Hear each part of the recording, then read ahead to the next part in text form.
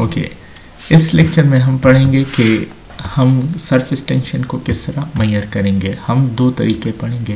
पहला तरीका है हमारे पास कैपिलरी मेथड और दूसरा मेथड है ड्रॉप मेथड। तो हम इस लेक्चर में दोनों मेथड को कवर करेंगे। सो कंसिडर ए लिक्विड जिसमें एक कैपिलरी ट्यूब रखा हुआ है। फॉर एग्जांपल ये लिक्विड हमारे पास वाटर है, तो वाटर में जब एक कैपिलरी रखते हैं तो उसका सरफेस राइज होता है। लेट्स से कि वाटर का सरफेस हाइट h तक राइज हुआ है, यहाँ तक। नाउ यू कैन सी अगर ये लिक्विड राइज हुआ है तो इसका मतलब है कि इस पे एक अपवर्ड फोर्स एक्ट कर रहा है। नाउ अगर इस लिक्विड पे सिर्फ अपवर्ड फोर्स एक्ट कर रहा होता तो it will rise to maximum height, लेकिन after some time the rise of liquid in capillary tube stop. इसका मतलब है कि इस पे एक डाउनवर्ड फोर्स भी एक्ट कर रहा है। जब कैपिलरी ट्यूब में लिक्विड का सरफेस कांस्टेंट हो जाता है, मतलब ना वो राइज होता है और ना कम होता है, तो इसको हम इक्विलिब्रियम कहते हैं। और at equilibrium point upward force और डाउनवर्ड फोर्स ऑन लिक्विड क्या होगा, बराबर होगा। नाउ अपवर्ड फोर्स किसके बराबर होगा, you can see hair.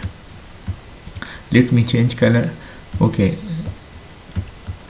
Upward force किस वजह से होगा, सरफेस टेंशन की वजह से होता है।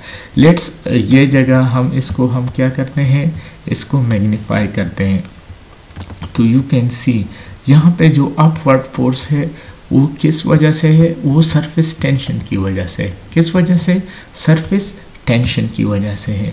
ना लेट्स से उस फोर्स की डायरेक्शन इस तरफ है, क्योंकि लिक्विड इस डायरेक्शन में राइज हो रहा है। नाउ अगर हम बेसिक फिजिक्स यहाँ पे अप्लाई करें तो ये सरफेस टेंशन की फोर्स को हम टू कंपोनेंट में कन्वर्ट कर सकते हैं। एक को surface tension cos theta and the other is surface tension sin theta, right. चूंकि फोर्स अपवर्ड फोर्स है तो हम साइन जो कंपोनेंट है हम इसको निगलेक्ट करेंगे, हम सिर्फ cos वाला कंपोनेंट यूज करेंगे, राइट। सो surface tension force upward force होगा। नाउ सरफेस टेंशन अगर आप यहाँ पे देखें, you can see all around हमारे पास ये लिक्विड जो है वो कंटेनर के साथ एक सर्कल की तरह कांटेक्ट में है। तो सरकमफेरेंस लिक्विड का किसी भी सर्कल का किसके बराबर होता है, for example this is a circle, तो इसका सरकमफेरेंस हमारे पास 2πr के बराबर होता है। तो सरफेस टेंशन लिक्विड के सरकमफेरेंस पर एक्ट कर रहा है, तो surface tension multiplied by 2πr।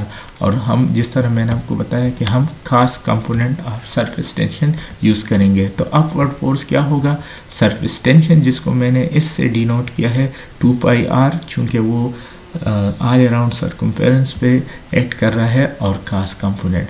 ना जो डाउनवर्ड फोर्स है जाहिर है वो फोर्स के बराबर है mg के। mg क्या है, जो कि लिक्विड का अपना वेट है। तो चूंकि अभी एक इक्विलिब्रियम है तो दोनों फोर्सेस बराबर है। ना यहाँ देखें दिस m, हमें पता है कि density is equal to m over v, so that's mean m will be equal to dv। अब हमारे पास v किसके बराबर है, v हमारे पास अगर आपने सिंपल मैथ्स पढ़ा हो तो सिलेंडर का वॉल्यूम किसके बराबर होता है, area of circle multiplied by वो सिलेंडर की लेंथ कितनी है। तो यहाँ पे हाइट h है, सो हम अगर πr² को इस πr² क्या है, जो कि हमारे पास सरफेस एरिया है, क्रॉस सेक्शन सरफेस एरिया है ऑफ लिक्विड, πr² को हम h से मल्टीप्लाई करें तो हमारे पास क्या आएगा, वॉल्यूम आएगा, right. So m is equal to dv और v हमारे पास πr² जो कि सर्कल का क्रॉस सेक्शन एरिया होता है। ये वाला एरिया मल्टीप्लाइड बाय जितना हाइट वो राइज हुआ है। नाउ हमारे पास इसके बराबर है, तो हम क्या करेंगे, एम की जगह क्या लिखेंगे, डी वी, राइट। तो डी वी जी के बराबर है। अब v हमारे पास किसके बराबर है, पाई आर स्क्वायर एच के। तो ये इक्वेशन इस 2 pi r cos theta is equal to d pi r square h g. अब चूंकि कास थीटा हमारे पास 0 है, तो कास 0 हमारे पास 1 है, तो इक्वेशन किसके बराबर हो जाएगा, ये 0 हो जाएगा। इसके अलावा r जो कि radius of the, let me change the color so you will observe it more clearly। r क्या है हमारे पास, कैपिलरी ट्यूब का डायमीटर है, ये r है हमारे पास। सो r स्क्वायर के साथ कैंसिल हो गया, तो एक r रह गया। दूसरा हमारे पास हम क्या कैंसिल कर सकते हैं, यू कैन सी है पाई के साथ कैंसिल हो गया। इसके अलावा कास थीटा 1 हो गया, तो दिस इक्वेशन बिकम 2s, कास भी 0 हो गया, r भी ख़त्म हो गया, पाई भी कैंसिल हो गया, एंड d जो कि यहाँ पे मौजूद है, r एक r रह गया है, h and g। So surface tension हमारे पास किसके बराबर है, drh_g2। d क्या है, डेंसिटी ऑफ लिक्विड है, r क्या है, diameter of capillary tube, h क्या है, जितना हाइट वो राइज हुआ है, और g हमारे पास ग्रेविटेशनल कांस्टेंट है, 2 भी हमारे पास कांस्टेंट है। तो इसका मतलब है किसी भी लिक्विड का हम कैपिलरी ट्यूब की मदद से या कैपिलरी एक्शन की वजह से सरफेस टेंशन मालूम कर सकते हैं। अगर हमें कैपिलरी ट्यूब का रेडियस पता हो, कितना हाइट वो राइज हुआ है वो पता हो, और उसकी लिक्विड की डेंसिटी पता हो, तो इस तरीके से हम लिक्विड की सरफेस टेंशन मालूम कर सकते हैं, राइट। दूसरा तरीका जो है हमारे पास वो है ड्रॉप मेथड। यू कैन सी है ड्रॉप मेथड। ड्रॉप मेथड क्या है, ड्रॉप मेथड के लिए हम एक सिंपल इंस्ट्रूमेंट यूज़ करते हैं। इसको हम साइज छोटा करते हैं, सॉरी, ताकि समझने में आसानी हो। ड्रॉप मेथड में हम क्या करते हैं, एक very simple glass instrument use करते हैं जिसको स्टेलगोमीटर कहते हैं। स्टेलगोमोमीटर है, ये स्पेलिंग थोड़ा सा गलत लिखा है। अब स्टेलगोमोमीटर इस शेप का होता है। नाउ आपने तरीका क्या करना है, जिस लिक्विड का आपने सरफेस टेंशन मालूम करना है उसको आप स्टेलगोमीटर में डालेंगे। अब यहाँ पे क्या करेंगे, उसको स्टैंड के साथ अटैच करेंगे। अब यहाँ पे एक कैपिलरी क्या होता है, एक स्मॉल ग्लास ट्यूब होता है, यहाँ पे कैपिलरी होता है, उसमें रखेंगे। तो आप देखेंगे कि उस ट्यूब से पानी ड्रॉप बाय ड्रॉप निकलेगा। तो आपने क्या करना है, इस ड्रॉप को काउंट करना है। किस लिए वो मैं आपको बाद में बताऊंगा। सारे के सारे लिक्विड आपने उसके ड्रॉप्स काउंट करने हैं। तो यही एक्सपेरिमेंटल मेथड है। अब इसके पीछे कंसेप्ट क्या है, so the principle of this method consist of determining the weight of the drop falling from capillary tube of A known board. या आप इसका वेट मालूम करेंगे या इसके नंबर्स मालूम करेंगे, दोनों सही है। The size of emerging drop depends on the surface tension. Now इस मेथड का ड्रॉप बनने का ताल्लुक सरफेस टेंशन के साथ क्या है, ताल्लुक ये है कि ड्रॉप बड़ा बनेगा या कम बनेगा, उसका ताल्लुक सरफेस टेंशन पे है। तो इस वजह से हम इस तरीके से सरफेस टेंशन मालूम कर सकते हैं। Now you can see here किस तरह इस ड्रॉप पे भी दो फोर्सेस एक्ट कर रहे हैं। एक क्या है, अपवर्ड फोर्स है जो कि इस ड्रॉप को नीचे गिरने से रोक रहा है। एक डाउनवर्ड फोर्स है जो इस ड्रॉप को नीचे खींच रहा है।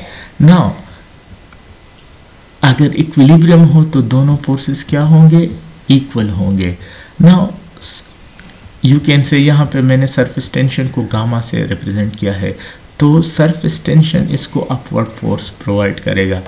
Multiplied by 2 pi R. 2 pi R क्या है? सरकमफेरेंस है, जो कि मैंने ऑलरेडी आपको एक्सप्लेन किया। वो किसके बराबर होगा? डब्ल्यू के, राइट, जो कि डाउनवर्ड फोर्स है। नाउ अगर हमारे पास 2 लिक्विड है, चूंकि हम स्टेरिगोमीटर से कंपेरेटिव सरफेस टेंशन मालूम करते हैं, तो पर लिक्विड 1 क्या होगा? उसका surface tension gamma 1 2 pi R W1। चूंकि जो लिक्विड है उसका ड्रॉप उसके सरफेस टेंशन पे डिपेंड करता है। अगर सरफेस टेंशन डिफरेंट है तो उसका लिक्विड ड्रॉप का वेट भी डिफरेंट होगा। लिक्विड 2 के लिए हमारे पास क्या है? Surface tension 2 pi R W2। अब दोनों इक्वेशन 1 और इक्वेशन 2 को एक दूसरे पे डिवाइड करें तो क्या होगा? लेट से R1 और R2 2 के साथ कैंसिल हो जाएगा, पाई के साथ, चूंकि सेम डायमीटर है कैपिलरी ट्यूब का, तो ये दोनों भी कैंसिल हो जाएंगे, तो हमारे पास ये इक्वेशन आएगा, राइट। तो इस इक्वेशन के मुताबिक अगर आपके पास 2 लिक्विड हो और उन लिक्विड में एक का सरफेस टेंशन आपको मालूम हो, या R1 का गामा 1 का या गामा 2 का, और दोनों लिक्विड के ड्रॉप का वेट मालूम हो, तो आप उसका सरफेस टेंशन मालूम कर सकते हैं। लेकिन स्टेरिगोमीटर से जो ड्रॉप बनता है उसका वेट मालूम करना एक्सपेरिमेंटली इतना आसान नहीं है, तो इसलिए हम इस वेट को नंबर ऑफ ड्रॉप से रिप्लेस करेंगे। जिस तरह मैंने आपको बताया पहले कि आप जो भी नंबर ऑफ ड्रॉप्स बनते हैं उसको सिंपली काउंट करें। पहले लेट से लिक्विड 1 डालें और फिर लिक्विड 2 डालें, और उसके नंबर ऑफ ड्रॉप्स ए से बी तक आने के लिए जितने लगते हैं वो आप काउंट करें, राइट। अब इसको किस तरह कन्वर्ट करेंगे? आपको पता है कि हमारे पास वेट mg के बराबर है, और m जिस तरह मैंने आपको ऑलरेडी बताया कि d = m/v। सो इसका मतलब है कि d = m/v, सो m हमारे पास vd के बराबर है। सो हमारे पास 2 लिक्विड है, तो लिक्विड 1 के लिए m1vd1 और लिक्विड 2 के लिए m2vd2। अब हमें ये भी पता है कि वॉल्यूम ऑफ ड्रॉप किसके बराबर होगा? वॉल्यूम जो कि स्टेरिगोमीटर में लिक्विड के लिए पड़ा हुआ है। मतलब अगर ये हमारे पास स्टेरिगोमीटर है, यू कैन सी है, तो ए से बी तक जो लिक्विड रखा हुआ है तो इसका वॉल्यूम ये है, और जो ड्रॉप का वॉल्यूम बनता है वो वी ड्रॉप है। तो लिक्विड 1 के लिए वो वॉल्यूम कितना होगा? फॉर एग्जांपल ए से बी जो वॉल्यूम है वो टोटल वॉल्यूम है। अब कितने ड्रॉप्स बने हैं? फॉर एग्जांपल 50 ड्रॉप बने हैं, तो ए से बी तक जितना वॉल्यूम है अगर इसको 50 पे आप डिवाइड करेंगे तो वी ड्रॉप बनेगा, ड्रॉप का जो वॉल्यूम है वो आएगा। तो हम यहाँ पे क्या करेंगे? W को VD में कन्वर्ट करेंगे और V को फिर V/N1 में करेंगे, और सिमिलरली सेकंड लिक्विड के लिए VN2 के लिए करेंगे। V के साथ कैंसिल हो जाएगा, ये N2 ऊपर जाएगा और N1 नीचे आएगा। तो हमारे पास क्या है? सरफेस टेंशन ऑफ लिक्विड क्या होगा? V के साथ कैंसिल होगा, N1 N2 चूँकि डिनोमिनेटर का डिनोमिनेटर है तो ये ऊपर जाएगा यहाँ तक, सो क्या आएगा? N2 आएगा। अब G के साथ कैंसिल हो जाएगा, तो हमारे पास क्या आएगा? Surface tension liquid 1 surface tension of liquid 2 multiplied by D1 जो कि लिक्विड 1 की डेंसिटी है, एंड हमारे पास N2 आएगा। N2 क्या है? लिक्विड 2 के लिए जितने नंबर ऑफ ड्रॉप्स आपने काउंट किए हैं। सिमिलरली हमारे पास D2 आएगा जो कि सेकेंड लिक्विड का हमारे पास डेंसिटी है, और हमारे पास G तो कैंसिल हो गया था, हमारे पास बाकी क्या गया? N1 लिक्विड 1 के लिए जो नंबर ऑफ ड्रॉप्स है। अब अगर आपके पास 2 लिक्विड है, तो अगर एक लिक्विड का सरफेस टेंशन मालूम हो तो इसको यहाँ पे से यहाँ तक ले आएँ तो एक का मालूम हो तो दूसरे का मालूम कर सकते हैं। अगर आपको दोनों लिक्विड की डेंसिटी पता हो और स्टेलिगोमीटर से नंबर ऑफ ड्रॉप्स आपने दोनों लिक्विड के लिए बारी बारी मालूम किया हो, तो इसको हम आमतौर पे कंपैरेटिव मेथड भी कहते हैं या कंपैरेटिव ड्रॉप नंबर मेथड्स कहते हैं, राइट। चूँकि हम इसमें एक लिक्विड को दूसरे लिक्विड के साथ कंपेयर करके इसका सरफेस टेंशन मालूम करते हैं। That's all for today, thank you.